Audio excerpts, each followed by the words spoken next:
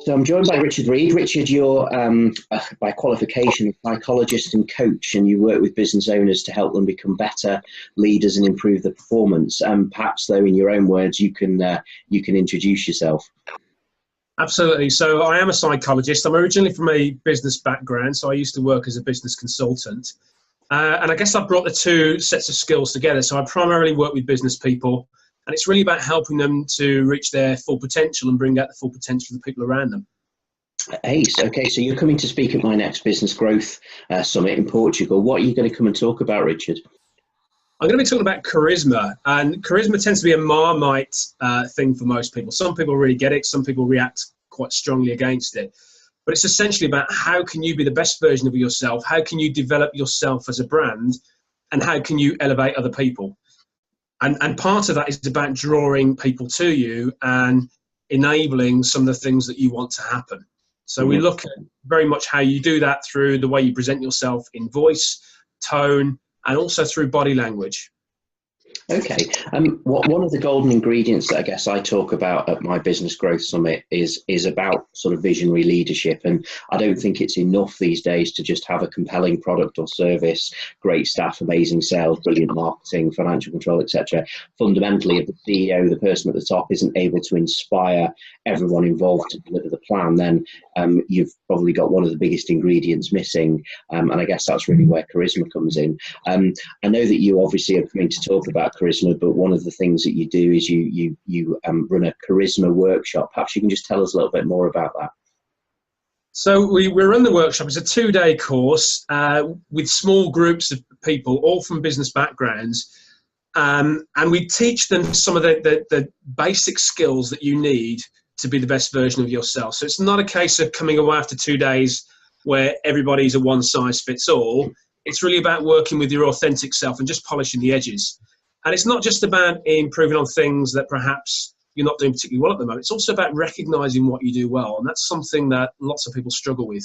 They don't give themselves recognition for things that they do well, and consequently they don't apply them on a consistent basis. So what tips can you share about how you can improve the performance of a business? I think first and foremost, it starts with working on yourself. If your emotions get in the way of your decision making and the way that you interact with other people, that has profound consequences for the business.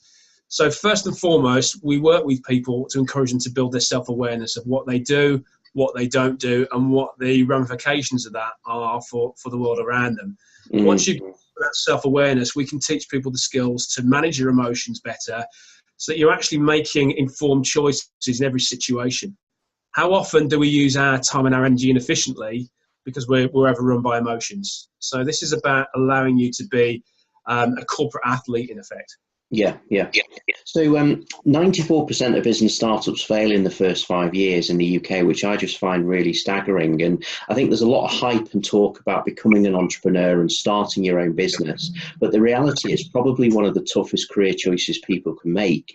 I think 3 in every 50 businesses will actually survive past 5 years. So I know you come across many different types of people in obviously your line of work, but looking specifically at those entrepreneurs and business owners that are successful that you come across, what would you say the key traits of those successful entrepreneurs are? I think first and foremost, it's resilience. They've got resilience, or they learn to develop resilience. That's one of the things that we often teach people. It is tough, and lots of people give up far earlier than they need to. So again, what we do is we work with people to help them to learn from setbacks and use them as an opportunity for growth and self-development. So often we allow ourselves to be defined by setbacks, and they become self-fulfilling.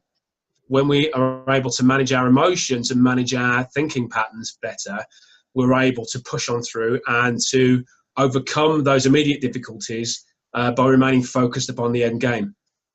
Sure. Okay.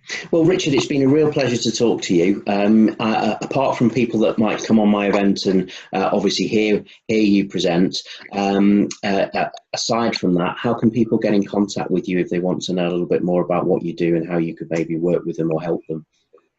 So you can visit our website, which is www.pinnaclewellbeingservices.com, or you can email me. It's Richard at pinnaclewellbeingservices.com.